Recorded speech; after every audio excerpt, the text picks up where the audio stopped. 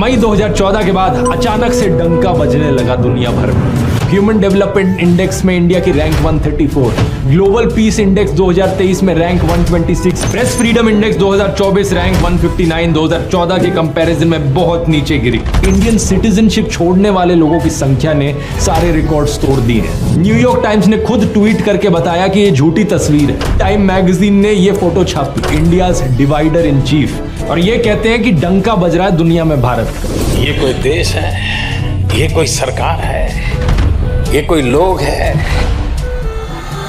नमस्कार दोस्तों, कुछ दिन पहले प्रधानमंत्री मोदी ने उत्तर प्रदेश में एक रैली में कहा था, जब भारत बोलता है तो पूरी दुनिया सुनती है। When India speaks, the world listens. Bharat अब वैश्विक मंचों पर बोलता है तो पूरी दुनिया बड़े ध्यान से सुनती है। चल झूठा।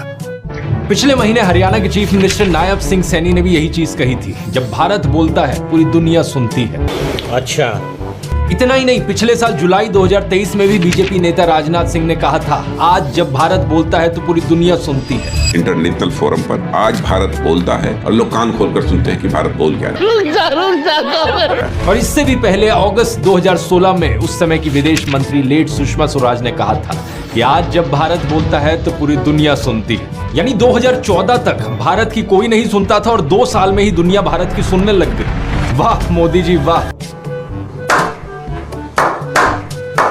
लोगों के अंदर गर्व भरने की आपकी निंजा टेक्निक तो कमाल की है, लेकिन थोड़ी सी मेहनत करके डायलॉग तो ओरिजिनल लिखवा लेते। अब जानकर हैरान हो जाएंगे दोस्तों कि जो ओरिजिनल स्टेटमेंट थी वो मनमोहन सिंह जी के लिए कही गई थी। जब मनमोहन सिंह बोलते हैं तो पूरी दुनिया सुनती है, और ये बात कही थी former US president Barack Obama ने। ओबामा ने कहा कि जब भारत के प्रधानमंत्री बोलते हैं तो पूरी दुनिया सुनती है। When the Prime Minister speaks, people listen, particularly because of his deep knowledge of economic issues.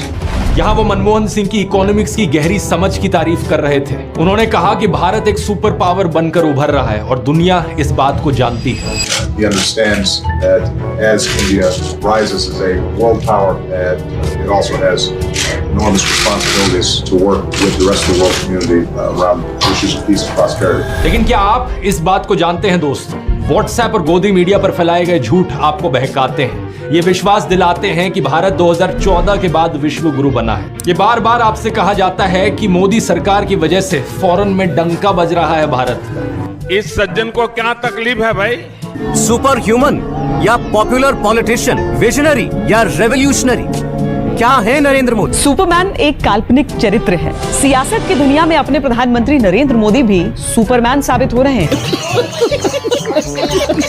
Social media की भाषा में कहें तो चीन भी कह रहा है कि आएगा तो मोदी ही। भारत में रहना है तो प्रधानमंत्री ने जो बोला है चुपचाप उसको फॉलो करो। चुपचाप। लेकिन असलियत इसकी बिल्कुल उल्टी ही है। आइए देखते हैं, बैठकर मजा आएगा। होम मिनिस्टर अमित शाह ने हाल ही में अपनी ओडिशा की रैली में कहा कि ये प्रधानमंत्री मोदी हैं जिन्होंने कोणार्क के मंदिर को दुनिया भर में फेमस बनाया है। दुनिया भर के नेता मोदी जी के साथ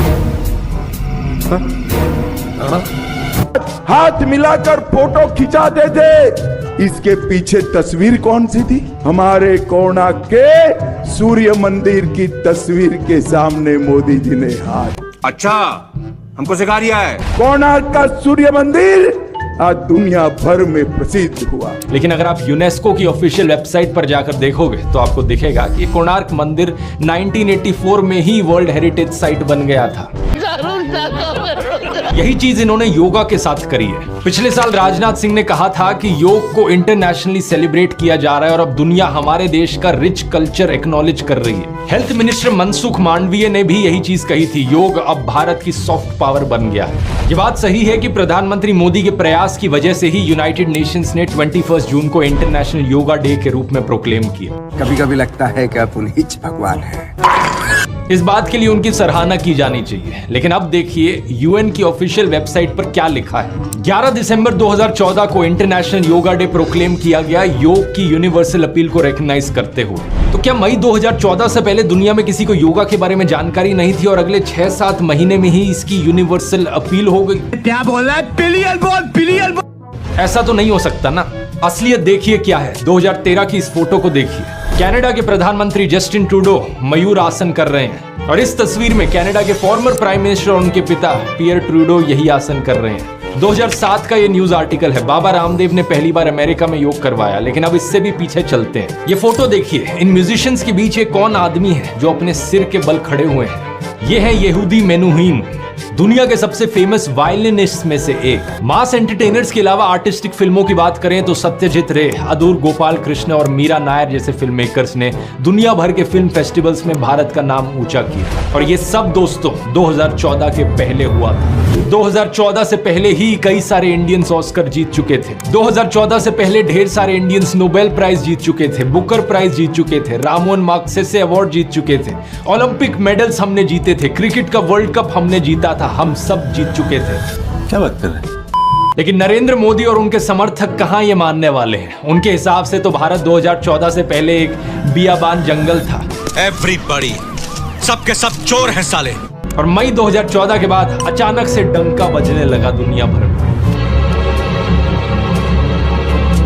नरेंद्र मोदी और कंगना रनौत जैसे लोगों ने तो ये तक कहा था कि 2014 से पहले भारत के लोगों में कल्चरल कॉन्फिडेंस ही नहीं था। कहते हैं कि लोगों को शर्म आती थी खुद पर। मैं एग्जैजरेट नहीं कर रहा बातों को। प्रधानमंत्री मोदी ने 2015 में एक्चुअली ऐसा ही कहा था। एक समय था जब लोग, यार पता नहीं पिछले जन्म में क्या पाप किया था, हिंदुस्तान में पैदा हुई थे। ये कोई देश है? उठा उठा के पटकूंगा, उठा उठा के पटकूंगा, चीर दूंगा, फाड़ दूंगा साले। ये कोई सरकार है? ये कोई लोग है? मतलब अगर खुद भारत के इतिहास के बारे में नहीं जानते तो मत बोलो कुछ। इस तरीके से देश के नाम को बदनाम करने की क्या जरूरत पड़ी? खोपड़ी तोड़ साले का। सच्चाई आज के दिन ये है दोस्तों कि 2022 में इंडियन सिटीजनशिप छोड़ने वाले लोगों की संख्या ने सारे रिकॉर्ड्स तोड़ दिए हैं। केवल एक साल में 2,25,000 से ज्यादा लोगों ने भारतीय नागरिकता छोड़ी। नवंबर 2023 में US customs and border protection data के हिसाब से पता चला कि केवल एक साल में करीबन 97,000 भारतीय लोग पकड़े गए अमेरिका में गैर कानूनी ढंग से एंटर करने की कोशिश करते हुए।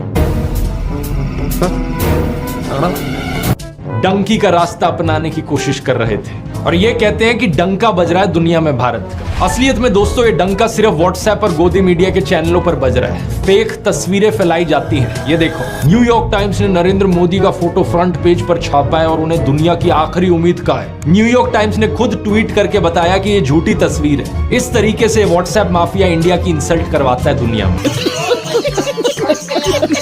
गोदी चैनलों पर और बीजेपी के नेताओं के द्वारा कहा जाता है कि रशिया और यूक्रेन की वॉर रुकवा दी इन्होंने, वॉर रुकवा दी पापा, जबकि असलियत में ऐसा कुछ नहीं हुआ था। Extrapolating that to say that somebody is holding a bombing or that this is somewhere we are coordinating that, I think is absolutely inaccurate. Actually में कैसा डंका बज रहा है ये आप खुद देख सकते हैं। 2015 में टाइम मैगजीन पर एक कवर फोटो छपी जिसमें लिखा गया "Why Modi Matters" और इसे देखकर मोदी समर्थक खुशी से बावले हो गए। लेकिन 2019 में उसी टाइम मैगजीन ने ये फोटो छापी और इस बार लिखा "इंडियाज डिवाइडर इन चीफ", यानी भारत में दरारें डालने वाला। गजब बेइज्जती है।